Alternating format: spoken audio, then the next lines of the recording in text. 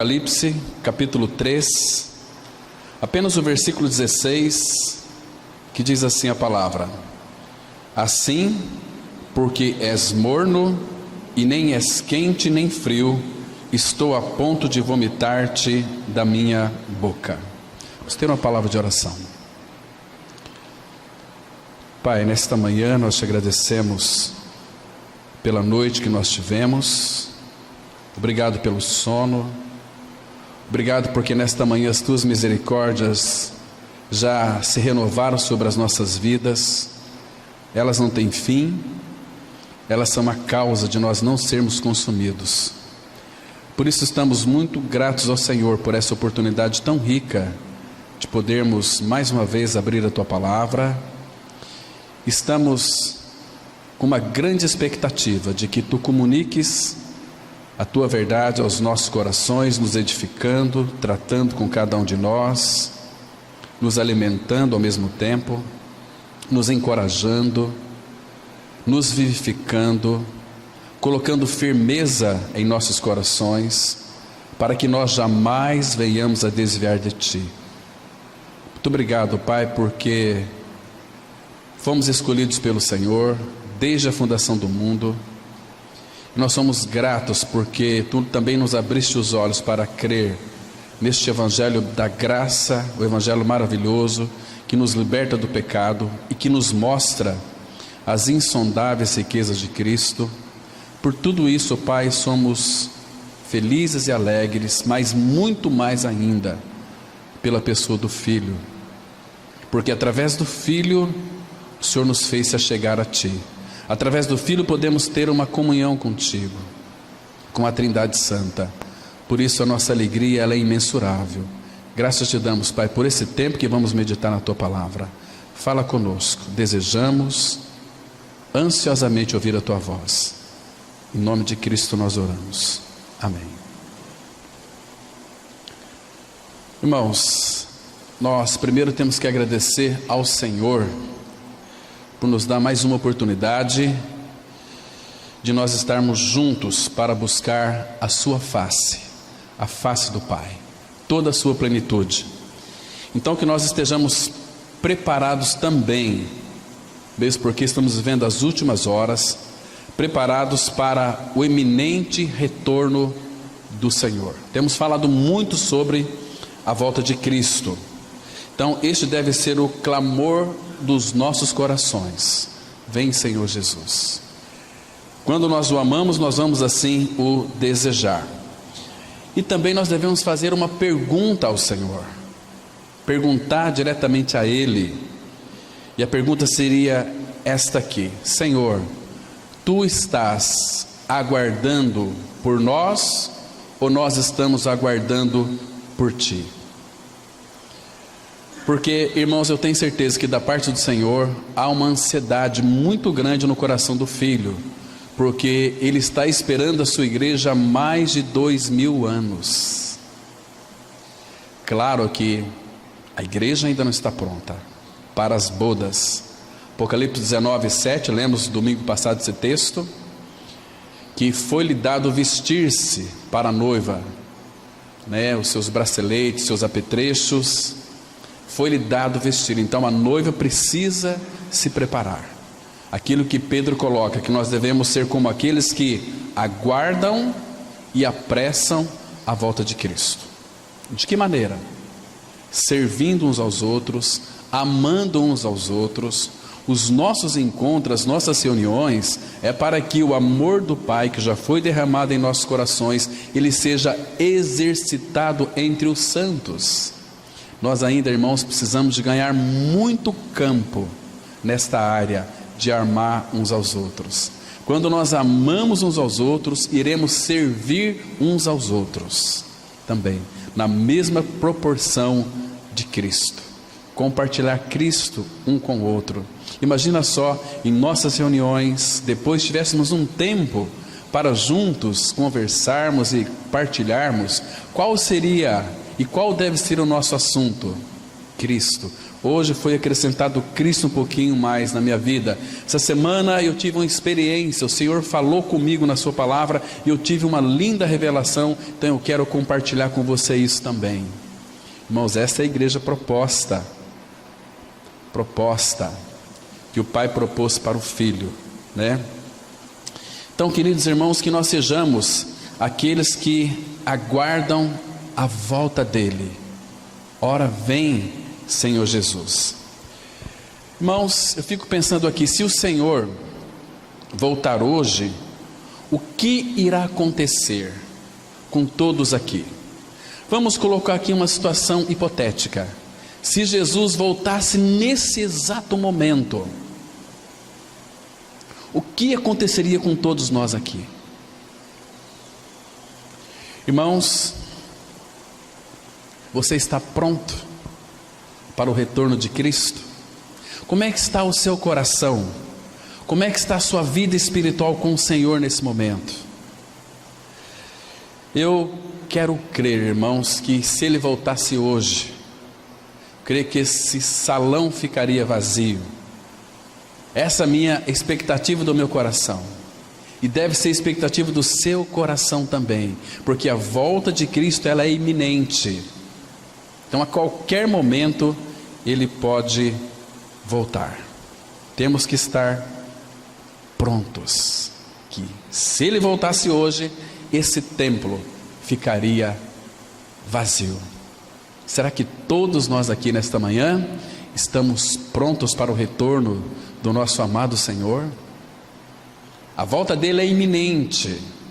Então temos que ter um coração conquistado por Ele. Temos que ter um coração que o deseja, que o anseia, que o ame, que busque, que vive intensamente para Ele, porque Ele fez tudo para a sua igreja. Ele colocou em nós a sua própria natureza, Ele nos deu a sua vida eterna. Claro que agora também, incansavelmente, Ele está trabalhando na nossa alma, eliminando aquilo que precisa ser eliminado, removendo algumas escórias, para que a gente viva uma vida totalmente derramada aos seus pés. Esse texto aqui, ele foi escrito para a 7ª igreja de Laodiceia.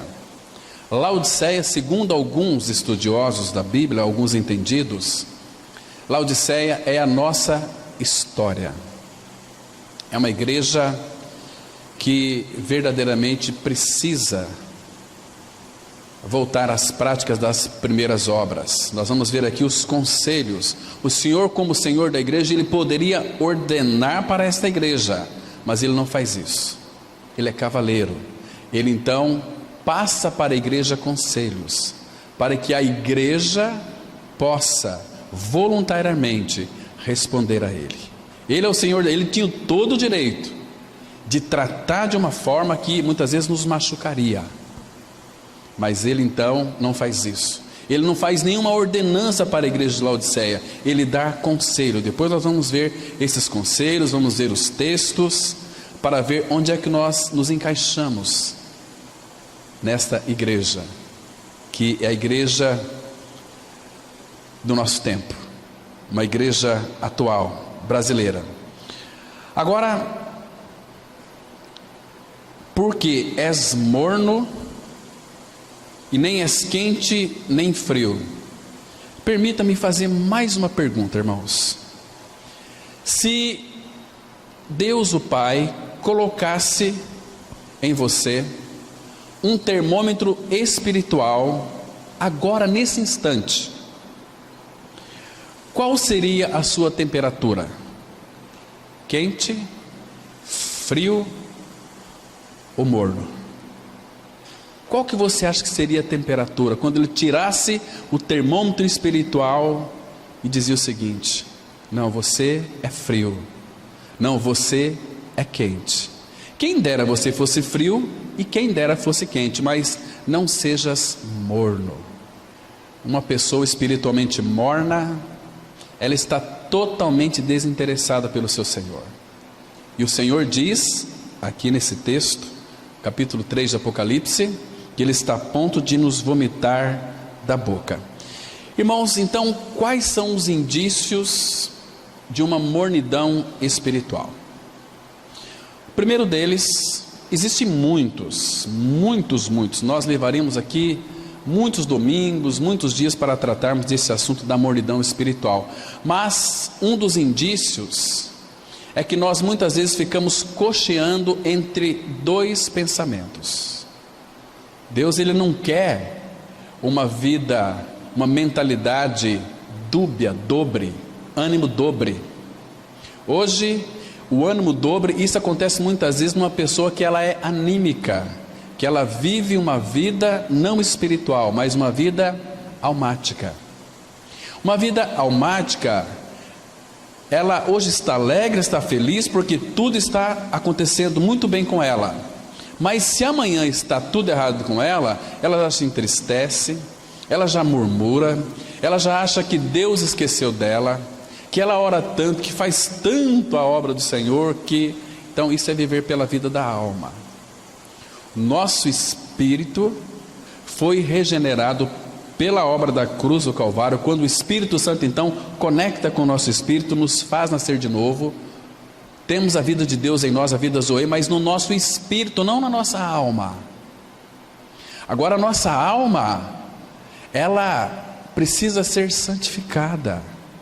Isso Ele vai fazer, mas se nós respondermos a Ele, mas se nós não respondermos, enrijecermos, ficarmos com o coração duro, Ele não vai processar em nós uma santificação, porque Ele vai encontrar barreiras. Agora, se você creu que você foi regenerado, morreu e ressuscitou com Cristo, Ele vai lhe corrigir, Ele vai tratar com a sua alma, porque Ele corrige a quem ama. Então Ele vai nos santificar. Irmãos, se nós tivermos um coração duro, nós iremos sofrer bastante na correção do Senhor. Mas se nós respondermos a Ele, o Senhor, então Ele pode até de fato encurtar o sofrimento. Nós seremos muito alegres, vamos nos alegrar com o Senhor, porque o Senhor nos quer inteiro para Ele. Ele quer tudo de nós. Quando fala tudo, envolve primeiro que o espírito já foi regenerado, a nossa alma, a nossa emoção, a nossa mente, os nossos pensamentos, os nossos sentimentos. Ama o Senhor teu Deus de todo o teu coração. Coração é a alma. E também com o nosso corpo, né? Oferecei-vos o vosso corpo em sacrifício vivo, santo a Deus, que é o nosso culto racional. Ele quer tudo de nós, porque Ele nos deu tudo, né? Então temos que atentar para isso. Então nós não podemos cochear entre dois pensamentos. Quando Elias restaurou o altar do Senhor, ele disse assim para o povo: olha, eu não estou obrigando ninguém a vir aqui estar comigo. Elias era uma figura de Cristo. Quem é do Senhor vem para esse lado, quem não é do Senhor vai para aquele lado, porque ele fez uma pergunta dizendo o seguinte, lá em 1 Reis 18, versículo 21, até quando vocês vão ficar cocheando entre dois pensamentos? Ou vocês sejam quentes, ou vocês sejam frios, não fiquem em cima do muro. Em cima do muro é uma pessoa morna, e o muro é de Satanás. Lembra que nós contamos aqui, alguns domingos atrás, que Deus via aquela pessoa em cima do muro e disse: pula para cá, pula para o meu lado. E Satanás ficou em silêncio. Uma pessoa passou e disse o seguinte: ô Satanás, Deus está persuadindo a pessoa para ir do lado dele, e essa pessoa está ali em cima do muro, e por que você não persuada ela? O muro é meu, ela já é minha, ela já está em cima do muro. E a palavra fala em Apocalipse 21, versículo 8, quanto aos tímidos. Quem são os tímidos? Tímido é aquele que de fato, lá no original é covarde, que fica aqui, ele não vai para frente e nem vai para trás, fica ali no meio, ele não entra e nem deixa os outros entrarem. Igual aqui eu já vi muitos irmãos falando comigo: puxa vida, você está saindo da nossa comunidade para ir para aquela igreja, era a última igreja que eu aconselharia que vocês fossem. O que é isso, irmãos? Misericórdia. Que o Senhor tenha misericórdia desse povo que se levanta contra a igreja de Cristo, a genuína igreja de Cristo. Nós não somos os melhores, nós éramos os piores, mas hoje Deus nos considera, por causa do Filho que habita em nós, pessoas muito especiais. Ele chega a dizer no Salmo 16, versículo 3: quanto aos santos que há na terra, são eles os notáveis, nos quais eu tenho todo o meu prazer. Claro, porque o Filho habita em nós, então o Pai tem todo o seu prazer em nós. Existem pessoas também que servem ao Senhor de uma forma parcial, não serve Ele de coração íntegro, de coração inteiro. Isso é ser uma pessoa morna. Irmãos, pasmem, mas tem pessoas que a gente já ouviu conversas dizendo o seguinte: olha, chega domingo, parece que é uma coisa, parece que os céus se cerram, é uma dificuldade, uma opressão, porque nós temos uma grande vontade e necessidade de se reunir como igreja, mas tem alguma coisa que nos impede. Eu não sei o que acontece na hora de ir para a igreja, que acontece alguma coisa para se reunir como igreja. O que é isso, irmãos? Uma pessoa que está espiritualmente morna, ela não tem nenhum anseio em se reunir, vive uma vida de mornidão. Ainda bem que chegou uma visita em casa, porque eu estava pronto para ir para reunir com meus irmãos, mas eu não posso ir por causa que você chegou. Na realidade, ela agradece muito aquela visita. Estão me compreendendo? São exortações que expressam uma mornidão espiritual, né? Irmãos, o nosso privilégio de reunir é muito grande. Então, interesse de coração, um coração cocheando em dois caminhos, uma pessoa morna. Não servi-lo integralmente, segundo Crônicas, né, que vai expressar isso, capítulo 5, versículo 2. E Oséias 10:2 vai dizer que um coração dividido entre o mundo e o Senhor. Então ela está morna espiritualmente. Então essas pessoas não vão ganhar muito do Senhor, elas almejam ganhar muito deste mundo, mas nada do Senhor. E Jesus disse assim: sem mim vocês nada podem fazer. Irmãos, é uma tolice tão grande nossa quando nós queremos viver por nós mesmos. Isso vai mostrar quão miseráveis nós somos, quão mornos nós somos. Experimenta tomar qualquer dia desses um copo de água morna. É horrível, é ruim, né? Por isso que as pessoas aqui têm o costume de tomar aquele mate gelado, é o tereré, e o chimarrão, que é quente. Toma morno, é bom fervendo ou é bom frio. Então Deus quer que nós sejamos corajosos e tomamos um posicionamento. Eu vou ser frio doravante, não, eu vou ser quente doravante. Mas não fique parado aí no meio do caminho, morno, nem aqui nem aqui. Olha o que a palavra fala aqui: assim, porque és morno e nem és quente nem frio, estou a ponto de vomitar-te da minha boca. Essa palavra a ponto de vomitar-te significa o quê? Que Deus é longânimo e Ele espera que nós nos posicionamos. Estou a ponto, não que eu vou vomitar você, mas estou a ponto, não suporto mais isso. Ou vocês sejam definitivamente frio ou quente, para de ser morno, senão eu vou acabar vomitando vocês na minha boca. Igreja de Laodiceia, essa é a nossa história. Então vamos avançar hoje nesse estudo com bastante cuidado, atentando, vamos compreender aquilo que nós vamos então estudar aqui hoje com a ajuda do Senhor. Porque a mornidão espiritual transforma a nossa vida pouco a pouco num cemitério. O nosso amado Senhor já nos advertiu para estarmos vigiando sempre, pois o inimigo sempre trabalhará para tentar esfriar a todo custo a temperatura do nosso relacionamento com Deus. O Senhor Jesus faz uma advertência muito forte à igreja de Laodiceia, por não serem nem frios nem quentes, antes de crerem em Cristo, eram frios. Ao receberem a Jesus, haviam se tornado quentes, zelosos, seguidores do Senhor. Agora, porém, encontravam-se num perigoso estado intermediário, que é a mornidão espiritual. O que é ser morno? O crente morno não mais demonstra interesse pelo reino de Deus, por estar comprometido com o mundo. E aqui em Mateus, capítulo 24, versículo 12, nós temos uma declaração do Senhor Jesus que diz assim: e por se multiplicar a iniquidade, o amor se esfriará de quase todos. Vocês observem aqui, irmãos, que a multiplicação da iniquidade, eu quero dizer algo para vocês muito interessante.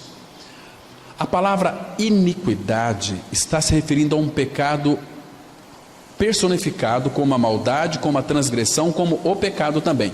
Agora, essa palavra aqui, iniquidade, no original, ela significa fora da lei, ou aquele que transgride uma lei.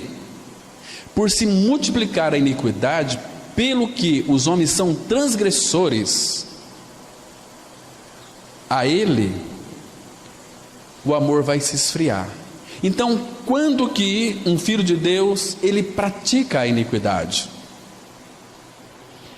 É viver uma vida de transgressão. Ou seja, lembra que Jesus disse: vocês não podem amar dois senhores. Se vocês amar a um, vocês vão aborrecer-se de outro. Então nós temos que pensar aqui, irmão, claramente, a quem que nós estamos servindo. Porque Satanás não é senhor. Só existe dois senhores: Mamon, que é o dinheiro, que é a riqueza, e Jesus. Aquele a quem você se dedica mais é aquele que você está servindo. Tem pessoas que se esborracham de tanto trabalhar para ganhar dinheiro, está servindo a Mamon. Nós temos que trabalhar por causa das nossas necessidades. Ele vai dar o trabalho para nós. Sim, mas irmãos, existem medidas de serviço. Estão me entendendo? Porque também o Filho de Deus, ele sabe que ali no seu trabalho secular, ele está servindo a Cristo. E ele tem que fazer de uma forma muito bem feita, porque o Filho de Deus, Senhor Jesus, é glorificado em nosso trabalho, em nossos afazeres. Então nós temos que ter essa consciência que estamos trabalhando para o Senhor, sem se importar enquanto nós estamos ganhando, porque quem vai pagar o nosso salário é o Senhor. É o Senhor. Porque se você servir ali o seu patrão de uma maneira como se fosse o próprio Cristo, Deus o Pai, ele não é injusto, Hebreus 6:10, para esquecer do vosso trabalho. Vai haver recompensas, você vai ter promoção, você vai ganhar mais. Mas quando você serve ali em busca de ganhar mais, você começa já a murmurar, você começa já a transgredir, a iniquidade começa a multiplicar na sua vida, o amor pelo Senhor esfria. Aí você vai dizer o seguinte: eu trabalho tanto, me esforço tanto para ganhar só essa mixaria. Com essa mixaria nas mãos de um Pai que multiplica todas as coisas, é muito. Já tem uns dizeres aí antigos, né, que é muito verdadeiro: o pouco com Deus é muito. Uma frase muito adequada. Ah, mas eu acho que todo filho de Deus tem que ter uma casa para morar, na qual ele seja o proprietário. Quem foi que disse isso? Paulo, escrevendo a Timóteo, ele disse assim: tendo sustento com que nos vestir, estejamos contentes. Mas eu tenho uma casa, eu sou próspero. Amém. Se Deus concedeu para você dinheiro, compre uma casa. Se você tem dinheiro, compre uma casa. Mas para aquele que não tem uma casa, Deus o Pai vai lhe dar o dinheiro para que ele pague o aluguel de uma forma honesta, porque Deus não vai permitir que o nome dele seja envergonhado na vida daquela pessoa. Irmãos, o que é nosso aqui neste mundo? O que você tem? Nem as nossas vestimentas são nossas. Nós nascemos neste mundo, Paulo escrevendo ao Timóteo, capítulo 6, 1 Timóteo 6, nós viemos nu, voltaremos nu. Não vamos levar absolutamente nada, né? Então este é um tempo que o Senhor nos dá para que então possamos desfrutar da companhia dos nossos irmãos, que são irmãos eternos, porque agora tem a vida de Cristo, e nós somos irmãos, fazemos parte daquilo que Isaías disse lá, famílias benditas do Senhor, somos da família de Deus. Isso é maravilhoso. Acho que não existe neste mundo, irmãos, uma posição maior, porque sendo da família de Deus, nós somos filhos eternos, filhos daquele que é tudo e em todos. Então, e por se multiplicar a iniquidade, o amor se esfriará de quase todos. Queridos, o nosso fogo espiritual, guarde bem isso aqui, aquele fogo espiritual íntimo, ele está em constante perigo de enfraquecer e também de morrer. Lembra que Paulo escreveu 1 Tessalonicenses capítulo 5, versículo 19, ele disse assim: não apagueis o Espírito. O Espírito, quando ele é apagado em nós, o que é que vai acontecer? Vamos tornar pessoas mornas, né? Uma pessoa morna é pessoas que não têm interesse algum pelo Senhor.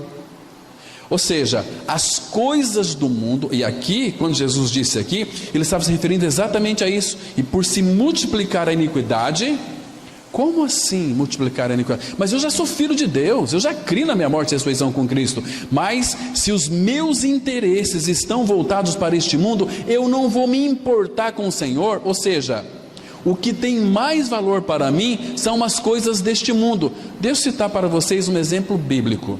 Abra sua Bíblia em Mateus 22, versículo 5, versículo 4 e 5.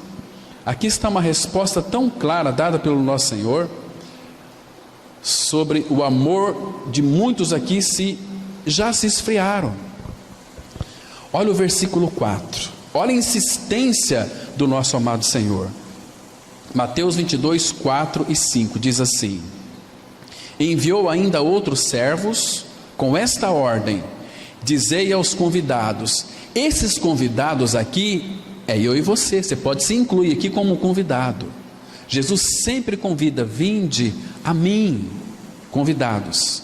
Eis que já preparei o meu banquete. Irmãos, somos convidados para um banquete celestial. Hebreus 3:1 fala que a nossa vocação é uma vocação celestial.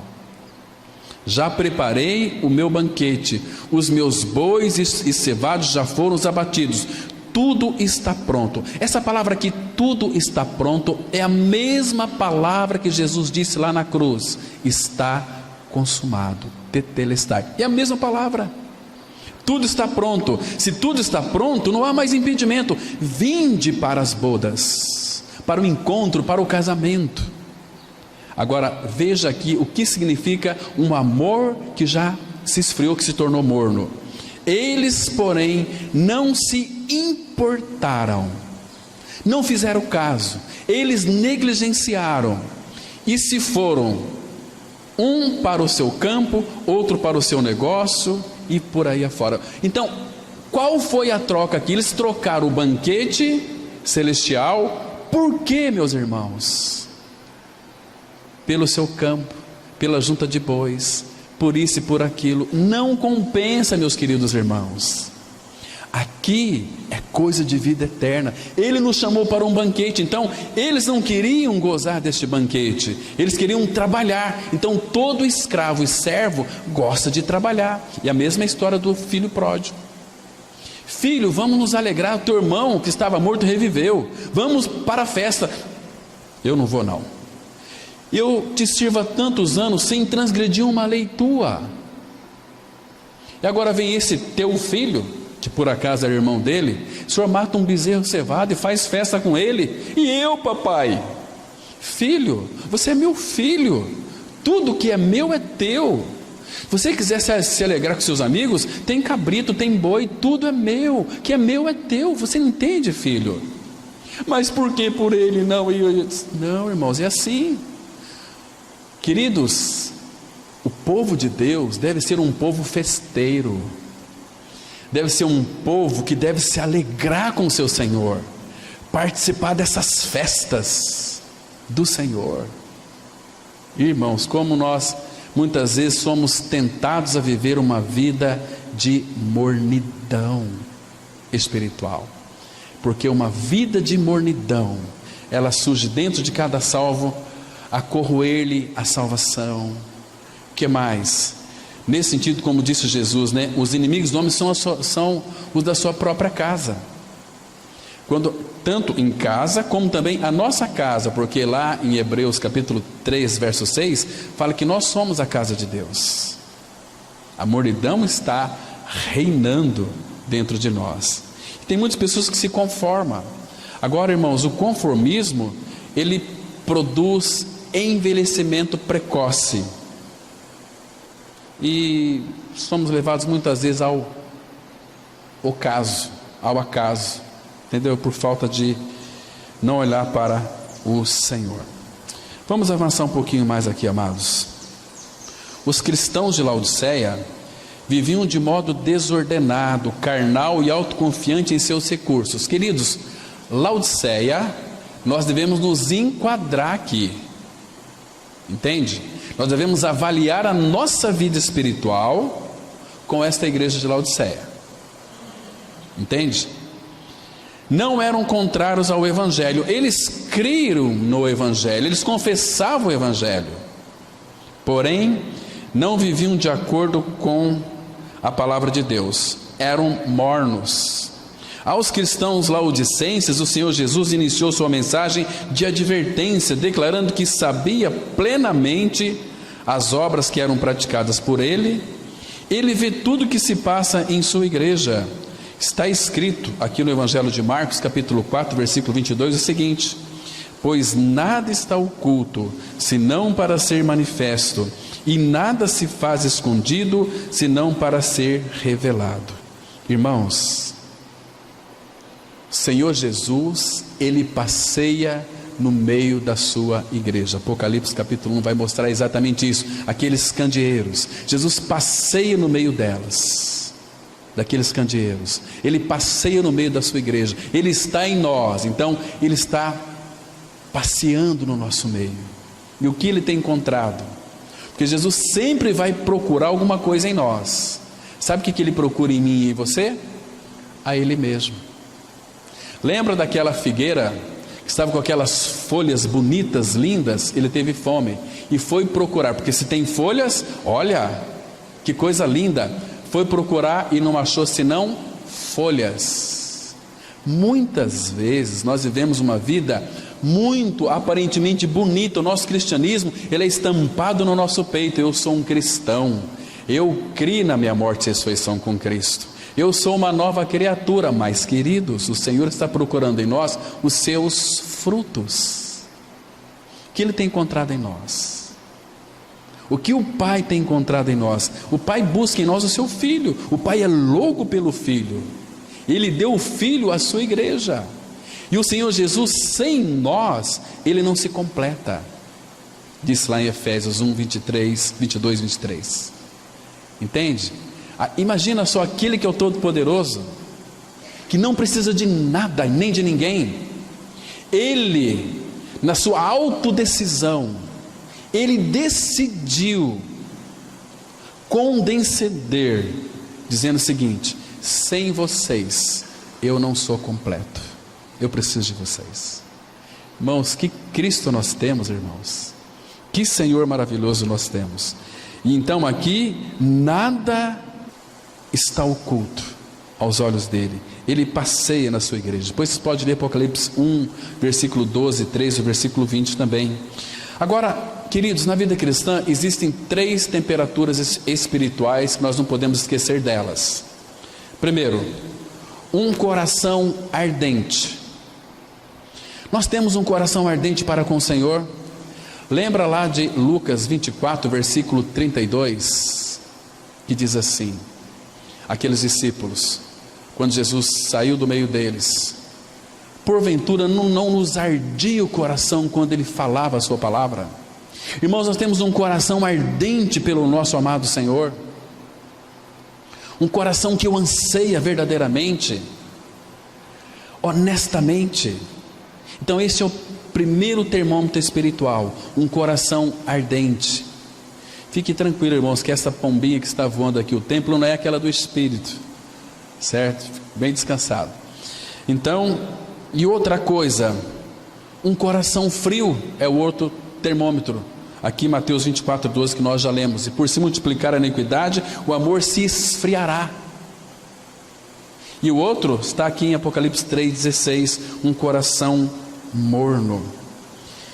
Queridos, e se você chegar a essa conclusão pelo Espírito: o meu termômetro espiritual para com o Senhor está morno, eu já tenho o dom do Espírito, é a pessoa do Espírito, já habita em mim, mas a minha vida cristã, ela está como que não está desenvolvendo, eu não consigo, o que eu devo fazer?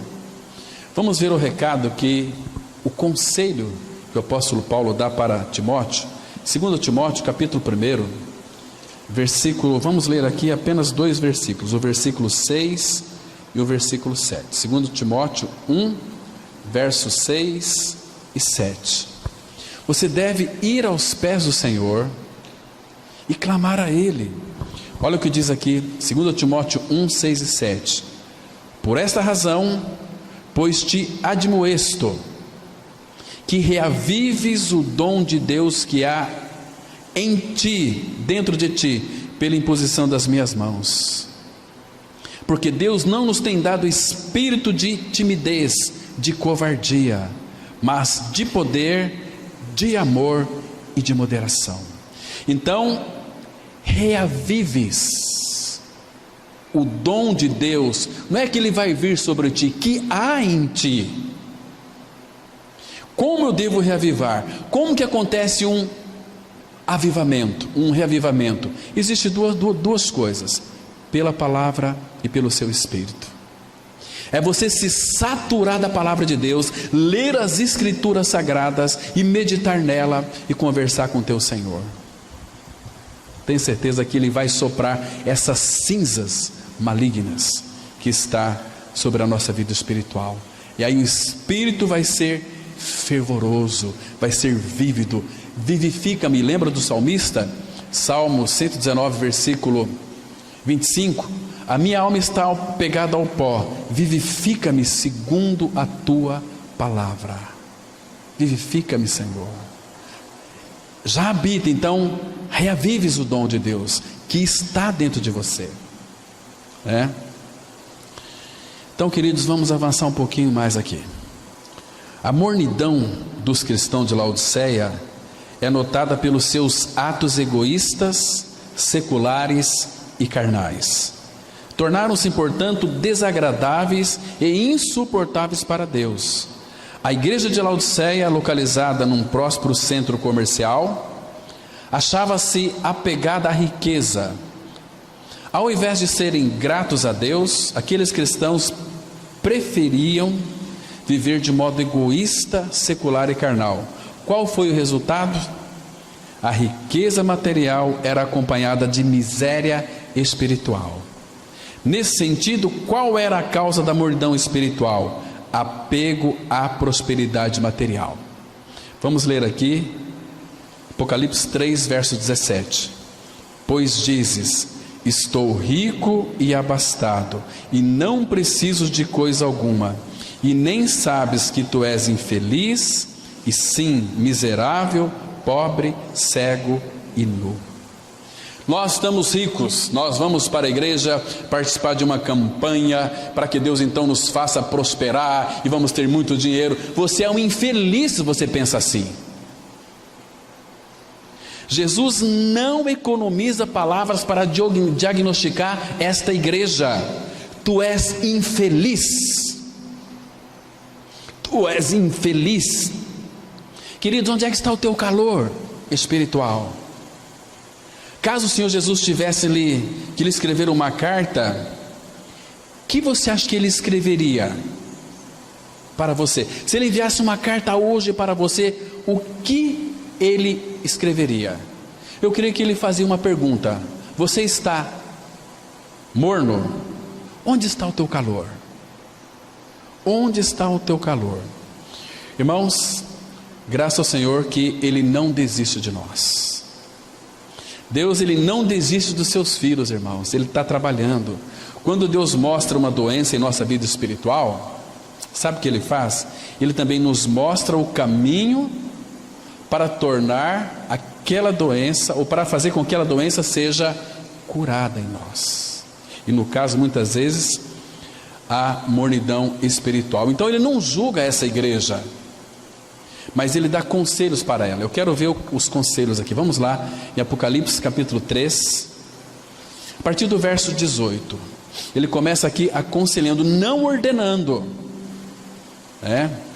Hoje em dia nós vemos aí muita gente ordenando para o Senhor, dizendo muita coisa. E essa igreja, eles eram abastados e não precisava de coisa alguma, mas esse abastado aqui era de coisas materiais e não espirituais.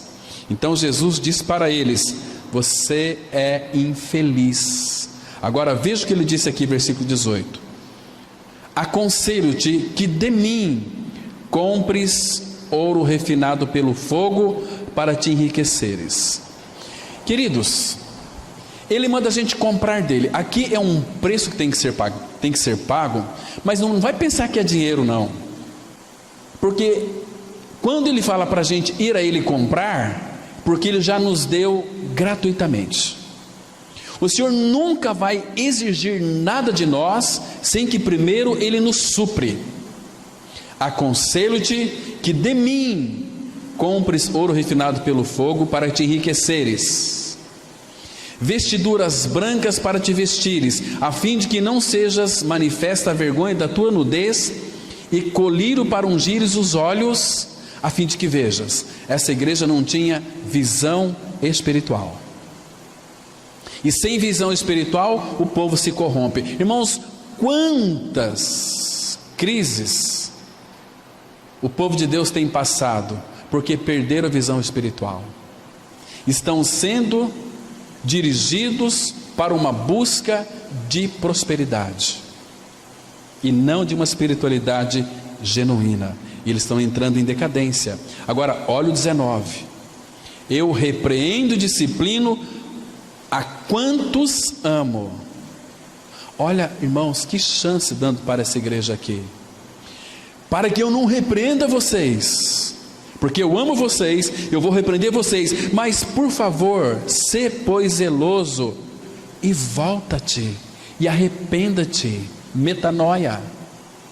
Eu vou dar o meu arrependimento para vocês arrependerem. Volta-te para mim. Porque, queridos, olha aqui a doçura do Senhor no versículo 20: eis que estou à porta e bato. Se Ele está à porta, o que isso significa? Significa que a igreja está reunida, mas o dono da igreja está do lado de fora, está batendo. A igreja tem pregação, a igreja tem louvor, a igreja tem festa, mas a igreja não tem o Senhor. Ele está do lado de fora. Esse texto aqui não é para o mundo.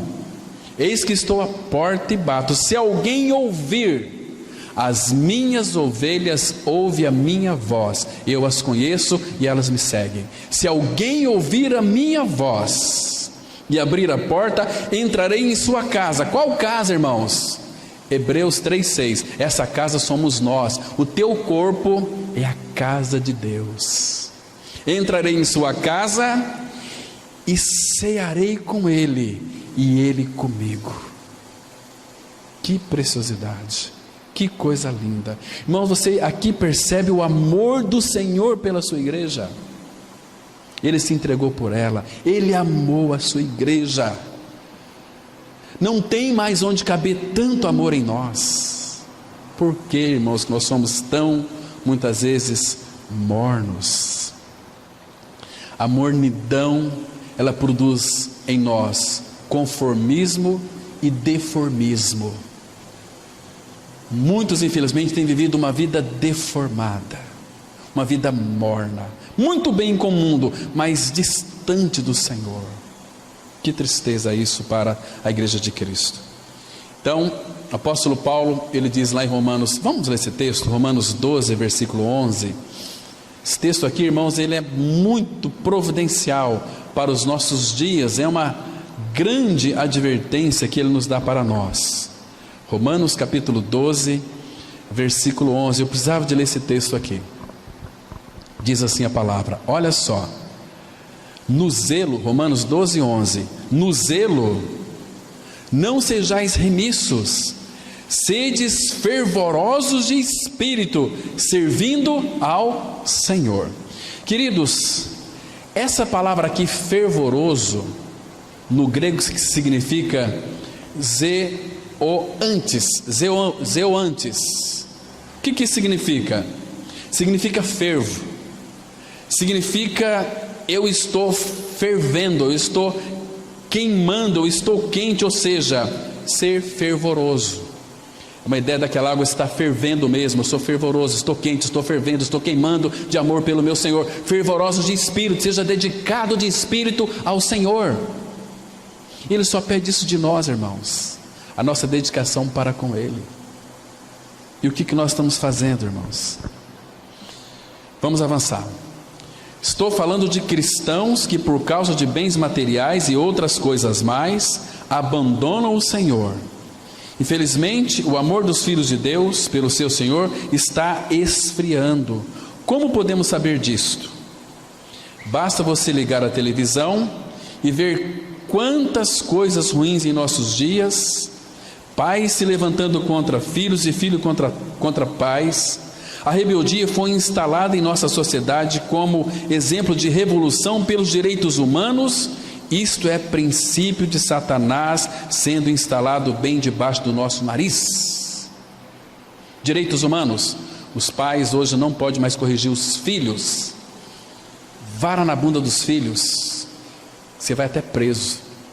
Vamos ler aqui na linguagem de hoje, Salmos 40, versículo 3, que diz assim: mas todos se desviaram do caminho certo e são igualmente corruptos. Não há mais ninguém que faça o bem, não há nem mesmo uma só pessoa, nenhum sequer. Então, quando fala aqui todos, eu e você estamos dentro desse pacote.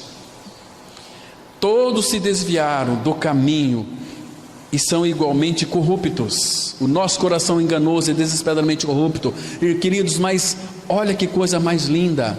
O Senhor Jesus entrou na nossa história e na cruz, no seu corpo, Ele transplantou o nosso coração. Ele tirou o nosso velho coração corrupto, corrompido, e nos deu um novo coração para vivermos uma vida que o responda a Ele.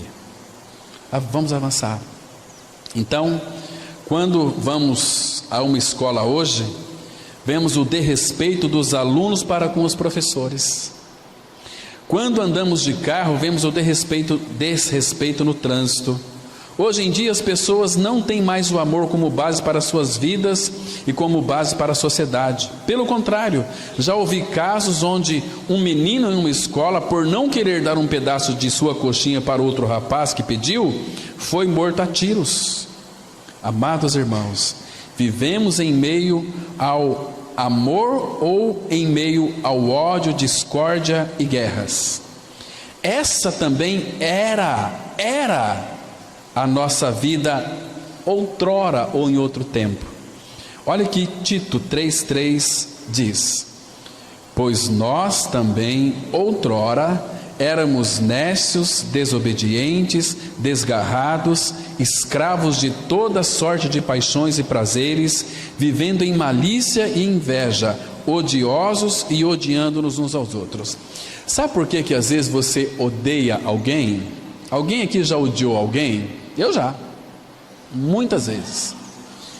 Então, um dia o Espírito me fez enxergar por que eu odiava. Por que eu odeio tanto aquela pessoa? Isso era outrora. Sabe por quê? Porque eu era um odioso. O odioso odeia, mas Cristo veio, tirou este coração que é morno e colocou um novo coração e encheu de amor. Para quê? Para amar. Então o Senhor sempre Ele nos encoraja. Vocês eram isto, mas agora em Cristo vocês são outra pessoa. Isso é tão maravilhoso para nós, queridos irmãos. Tão maravilhoso. Então nós estamos vendo aí a cada dia pessoas passando por cima de pessoas para poder conseguir satisfazer o seu próprio ego. Mas por que isso? Porque as pessoas não têm mais o amor, pois ele esfriou dentro dos corações, e hoje o verdadeiro amor é conhecido como egocentrismo, onde as pessoas pensam em si próprias e em mais ninguém. O que é egoísmo? O egoísmo é uma falta de amor e consideração pelas necessidades dos outros.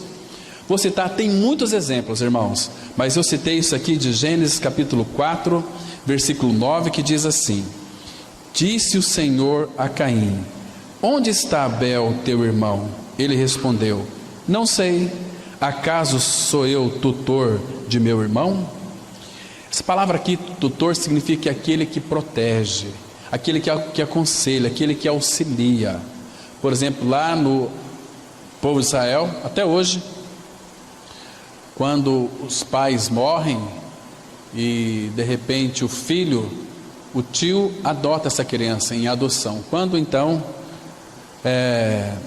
o filho alcança aí a sua maturidade, claro que esse tio, ele é obrigado a ser tutor desse menino, até ele alcançar a maioridade, 14, 12, 16 anos, não sei. Então esse tio, ele vai tutoriar, auxiliar esse teu sobrinho, adotando como teu filho. E vai chegar num tempo, quando ele estiver já maduro, ele vai reunir os seus familiares e vai fazer uma grande festa, vai dizer o seguinte: esse meu sobrinho aqui, a partir de hoje, ele é meu filho. Então, se ele é meu filho, tudo que é meu passa a ser dele também. Entende? Assim também é com o nosso Pai Celestial. Quando nós cremos no Senhor, irmãos, quando nós ganhamos uma real experiência e nós somos batizados ali nas águas, o Pai então, ele chama todos os principados e potestades, seus anjos, e aponta. É como se ele parasse o universo, porque alguém está ali sendo batizado. Olha, a partir de hoje, não toca nesse meu filho, porque ele é meu filho. Ele está testemunhando aquilo que Cristo é nele. Percebe? Isso é muito lindo, irmãos, darmos esse testemunho diante do Senhor. Então aqui, depois que ele havia assassinado Abel, disse o Senhor a Caim: onde está Abel, teu irmão? Ele respondeu: não sei. Está vendo que indiferença, que amor que ele tinha pelo seu irmão? Sabe o que ele tinha pelo seu irmão aqui? Ódio, ira, porque ele trabalhou, pegou o melhor da terra, colocou dentro daqueles cestos, suou e apresentou diante do Senhor: aqui, Senhor, a minha oferta das primícias. Eu não posso aceitar isso de Caim. Eu não posso aceitar isso de você, Caim. Senhor, mas por que não? Eu me esforcei tanto. Aí tem o teu suor. Eu não posso aceitar. E ele se irou contra Abel. Abel pegou lá do rebanho um cordeirinho, matou, sacrificou e ofereceu ao Senhor. Abel foi aceito, e também a sua oferta. Ele não aceitou a oferta de Abel, aceitou primeiro Abel e a sua oferta, mas ele rejeitou Caim e a sua oferta, porque a oferta de Caim, 1 João fala que é uma oferta maligna, mas a gente percebe que é uma oferta extremamente legítima. Uma oferta legítima. Ele pegou o melhor da terra, as primícias, e ofereceu, mas era uma oferta incruenta. Mas vamos supor aqui que Caim não soubesse.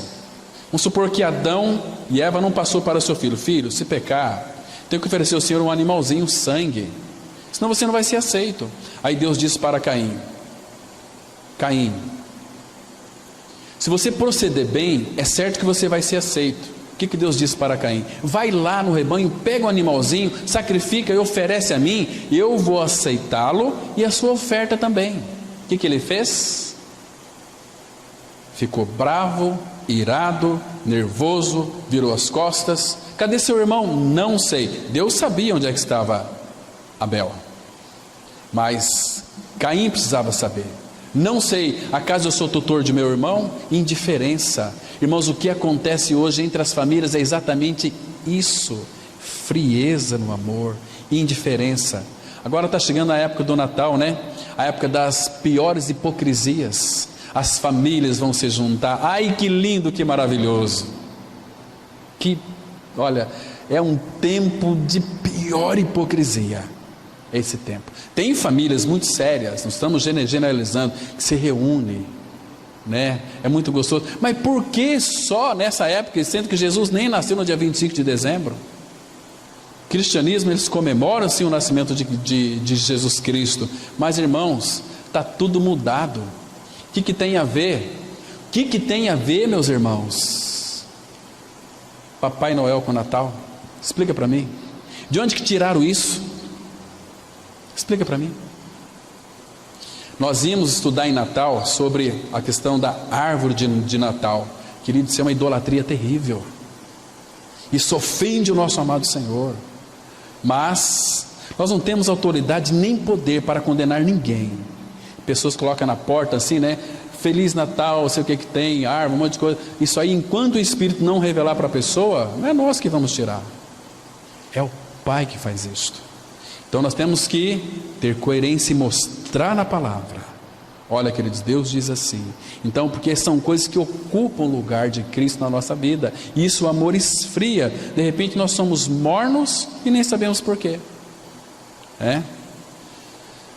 Irmãos, hoje, se nós de fato olhássemos para o Senhor, nos envolvêssemos com o Senhor, a nossa vida espiritual seria de fervor mesmo, sabe, de quentura.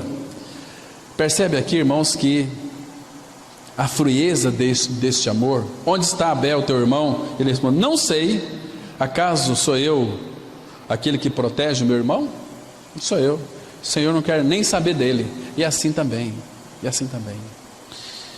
Os últimos dias também seria marcado por uma mornidão espiritual. Ela é o resultado da mistura que o homem provoca entre coisas que são de naturezas completamente opostas. Assim como o quente e o frio são contrários e não podem ser misturados sem danos, também o santo e o profano, o puro e o impuro, o certo e o errado, não podem ser misturados sem danos espirituais. A mornidão espiritual é, portanto, o resultado da mistura entre o puro e impuro, o limpo e o imundo, entre o santo e o pecaminoso, um comportamento que é sempre abominável aos olhos do Senhor. Ou você seja quente, ou você seja frio, não queira ser morno. Como diz Martin Lloyd Jones, naquele lindo comentário de Atos, acho que é o 3º livro, ele diz assim que as pessoas, elas frequentam as comunidades cristãs em época de Páscoa, de Natal, ou quando vai casar um filho ou uma filha, ou quando morre alguém. Então nós temos a igreja. Isso não é igreja, irmãos. Isso é mornidão espiritual terrível. Mas vamos ler aqui Ezequiel 22, verso 26, que diz assim: os seus sacerdotes transgridem a minha lei e profanam as minhas coisas santas. Entre o santo e o profano não fazem diferença, nem discernem o imundo do limpo, e dos meus sábados escondem os olhos, e assim sou profanado no meio deles. Nós tratamos aqui, algum tempo atrás, sobre o sábado. O que significa o sábado? O descanso sabático. Não o que pregam aí algumas pessoas, talvez por falta de entendimento espiritual. Também não podemos condená-los, né? Agora, queridos, vocês se lembram de Esaú, que a palavra em Hebreus fala que ele foi profano, porque ele não separou o espiritual do material. Ele trocou o material, ele trocou o espiritual pelo material. Essa palavra aqui, profano, no latim, ela é muito interessante. Profane, essa palavra fane, significa no latim, templo. Significa um templo. Isso significa que um profano, ele nunca teve um recinto sagrado com a sua vida com o Senhor. Então, os que trocam o Senhor por coisas são pessoas mornas, e que eles nunca tiveram um tempo sagrado para com o Senhor. Então, tanto faz como tanto fez. Eu não sou nem morno nem frio, eu não sou nem quente nem frio, eu sou morno, e por aí vai, descambando. Nunca teve uma realidade espiritual, uma profunda intimidade com o Rei dos Seis, Senhor dos Senhores. Irmãos, é tão gostoso quando a gente vai para o nosso quarto. Você pode ali se ajoelhar, ficar sentado, deitado, e conversar com Ele, o amado da nossa alma. Senhor Jesus, Tu és tão precioso para mim, eu preciso tanto de Ti, Tu és a minha vida, sem Ti eu estaria perdido. Tu me deste a Ti mesmo para mim, porque um filho nos foi dado, né? Para cada um de nós, Ele habita dentro, é a nossa vida, a nossa satisfação, o nosso amor, a nossa paz, a nossa alegria, nada falta na pessoa de Cristo. Então, irmão, se tem algum vazamento na nossa vida espiritual, significa que existe algum vazamento em nós, mas com Ele está tudo certo. E aqui, os sacerdotes transgridem a minha lei. A palavra transgride é a mesma que iniquidade. Ou seja, por causa dessas transgressões, o amor se esfria. Se esfria, a gente não vai se importar. Vamos passar por cima das leis do Senhor. Não tem problema. Pessoas mornas, né? E profanam as minhas coisas santas. Trocam o espiritual pelo material. Entre o santo e o profano não fazem diferença, nem discerne o imundo do limpo. Está vendo aqui? E muitos querem ser boca de Deus, e Deus não fala. E eles falam em nome de Deus, e Deus não fala, mas eles falam em nome de Deus. Por que não são boca de Deus? Porque eles, irmãos, enquanto nós não discernir o santo do profano, nós não poderemos ser boca de Deus. Quer ser boca de Deus? Separa o santo do profano. Isso aqui é profano? Não, eu quero o santo. Então serás a minha boca. Jeremias 15:19 vai dizer exatamente isso. Mas vamos concluir dizendo o seguinte, irmãos, que a mornidão espiritual representa este estado de conformismo, de assunção dos valores mundanos, de mudança de valores. A mornidão espiritual não impede a aproximação do pecado e do mundo, e bem ao contrário, permite a acomodação de tudo quanto não tem parte com a santidade. Precisamos nos voltar às Escrituras, pois ela é fogo. Quer ter uma vida de fato quente, fervorosa? Não seja negligente, não seja preguiçoso, volta-se para a palavra, porque a palavra dele é fogo. Jeremias 23:9 diz assim: não é a minha palavra fogo, diz o Senhor, e martelo que esmiuça a penha? Este fogo muito nos querem, muito não querem.